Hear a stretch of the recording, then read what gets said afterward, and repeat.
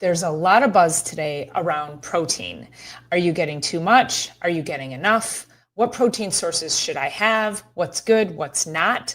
So in today's Reset Monday, I'm going to break this down for you. And you're going to understand by the time we get to the end of this video, what kind of protein sources are really going to maximize your protein, maximize those essential amino acids that your body needs for healing, for muscle building, for brain health, and for immune function. Because it really does come down to your choices of protein sources. Your protein sources can be inflammatory and damaging to your health, and they can be anti-inflammatory and healing for you. So by the end of today's video, you're going to have a little better understanding of what kind of protein should you be having, how much protein should you have, and if you have to choose a powder or a bar, what kind of protein are you looking for inside those products that aren't going to cause damage to your health. Most of the protein information out there is actually offering you too little amount of protein. And especially as we get older, we actually need more protein to help prevent us from losing our muscle mass and, of course, be protective for us for immune function. So we're going to go with the average, which is about 1 gram per pound of body weight. So if you're a 150-pound person, then you're looking at about 150 grams of protein. Now, I understand that can sound like a lot. And of course, if you're overweight, you're looking at 1 gram per pound of ideal body weight is how you're going to calculate that. This is a guide. And you may not hit that 150 grams. I know it's very difficult for me to hit that number each and every day, but it's a guide and I strive for that. So we're actually going to talk about being protein forward in your choices. And if you like what I'm talking about today, you can go ahead and hit the link in the show notes and I'll send you my protein guide that will help you figure out what kind of meals you should be having. And then of course, protein sources, what are the best? We're going to rank them for you in that guide. So let's go ahead and get into it. Our best sources of protein, of any nutrients really, we want to encourage people to be eating whole foods. Before we supplement with anything, if you find yourself that you're eating a lot of bars during the day, a lot of shakes, protein supplements, you really want to reevaluate. You should be getting most of your fuel in the source of any nutrient from real food. My primary preference for protein is grass-fed beef. A lot of people will choose chicken, fish. You can choose any high quality meat or fish like that. That is really going to give you, it's a complete protein and it's going to give you the full array of amino acids that your body needs for healing.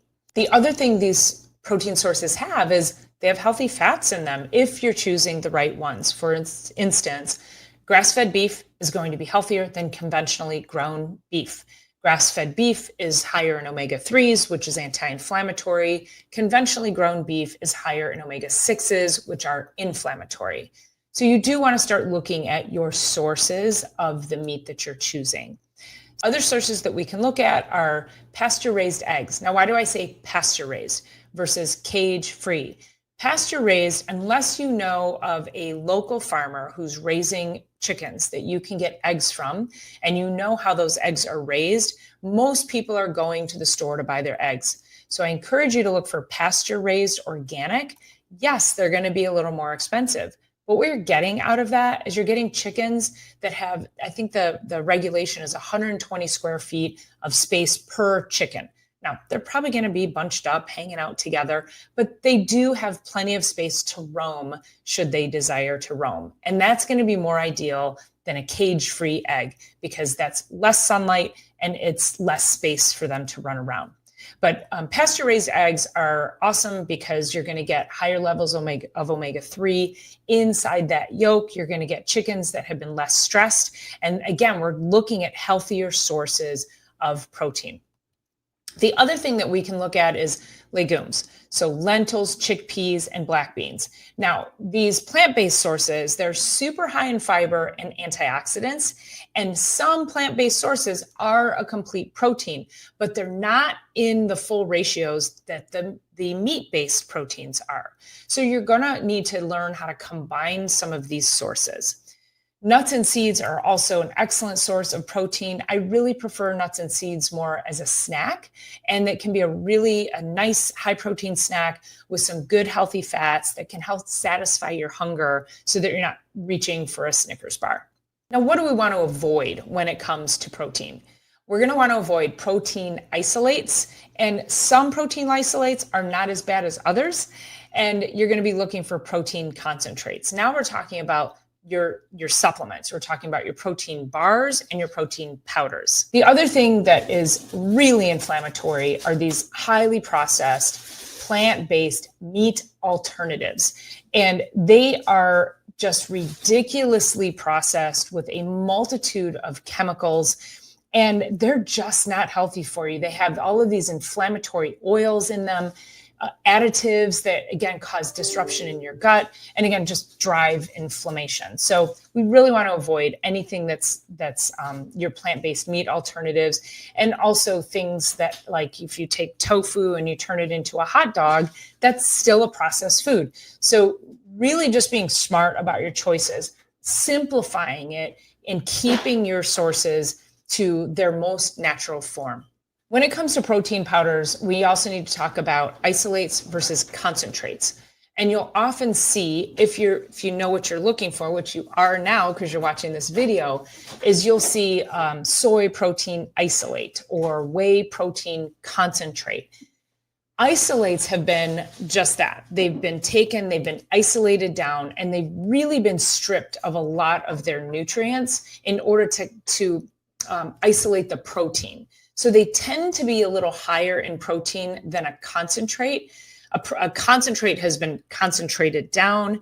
It still has a higher level of nutrients in it, but percentage-wise, it doesn't have as much protein. But you're really looking for a product that is more, that has more of a concentrate in it when it comes to its protein makeup. And the concentrates are actually going to be a little bit healthier than the isolate. So your best protein powder choices are, if you can find something that has grass-fed whey protein concentrate, that's going to have most of your nutrients in it, plus all of your amino acids that you need. And then, of course, making sure that product does not have artificial sweeteners, flavors, colors, or sugar alcohols. Collagen peptides are another great way to get protein from a powder. And again, I really recommend the powders if you're really trying to push that protein number. You just feel like you can't eat enough to get that high level of protein in your body. The powders can actually be really beneficial. Organic hemp protein and pumpkin seed powder, those are actually complete proteins, but again, not in the ratios that you're going to find from animal-based sources. But they can be really beneficial, again, if it comes from a powder or a bar, and high in fibers and high in fiber and high in omega-3 fatty acids. The things we're going to avoid, as I said, no artificial sweeteners, flavors, or colors. We want to avoid soy protein isolate. Again, very inflammatory, and it's hormone disruptive. So we want to avoid anything that's going to disrupt our hormones.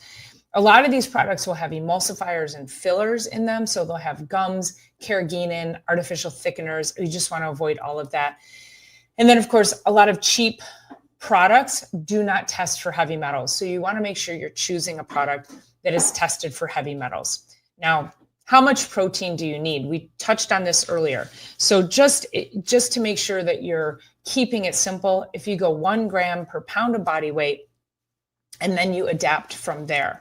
If you are, like I say, if you're 150 pounds and you're trying to get 150 grams of protein, it's going to be tough. But if you think protein forward at every meal, you could get pretty close. You might be able to get about 120, 130. Your timing of your protein, if you can have your protein earlier in the day or be more protein heavy earlier in the day, it can actually help a little more with satiety. Protein takes a little longer to digest. So if you're having that high quality protein source earlier in the day, you may not be as hungry, or you may not get that blood sugar crash early in the afternoon. And so switching around where you have your majority of your protein can be really beneficial from a hunger and a weight loss perspective. So let's wrap it up. First of all, your protein quality is far more important than your protein quantity. quantity. So like I said, if you're trying to shoot for that 150 grams, but your protein quality is poor because you're only having soy protein isolates, that's not great. I'd rather have you have less overall protein in grams and making sure that it's a super high quality protein source, preferably from animal sources, high quality animal sources. And just looking at your whole food protein, it really needs to be from food first before you go ahead and start to supplement. Making sure you're balancing your protein intake throughout the day. Like I said, starting earlier in the day, spreading it out through the day can be a lot more beneficial for hunger. And if you are on weight loss medications, you really want to be very protein forward, very protein heavy in what you're eating. These, the shots, the weight loss drugs, they really scale your hunger back a lot. And some people try to stick with like a 40% protein intake, 40, 30, 30. That doesn't work in this case. You need to be as protein forward as possible if you are on a weight loss drug, because you want to make sure that you are minimizing any potential risk to losing your muscle mass. So, all right, that's it for today on protein. If you have any questions, make sure you leave me a comment. And like I say, if you want that download about your protein sources, and it's gonna go ahead and give you a chart of your highest quality, how much protein they have, and how much you actually need to eat. So for example, if you're comparing like a 4-ounce piece of steak to a cup of quinoa, you have to actually eat almost 900 calories worth of quinoa to get the same amount of protein in your 4-ounce steak. So that can cause all kinds of blood sugar issues. And that, my friends, is a whole different video. All right, I hope you like this video. Make sure you share it with somebody, and let me know in those comments what you're thinking about your protein intake. Do you need to get that up? And are you having good quality sources? All right, I'd love to hear from you. See you on the next